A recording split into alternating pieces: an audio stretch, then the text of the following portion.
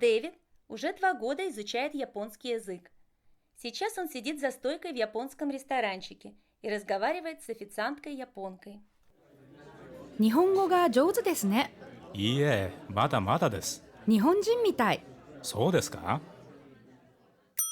А теперь слушайте и повторяйте. 日本語が上手ですね。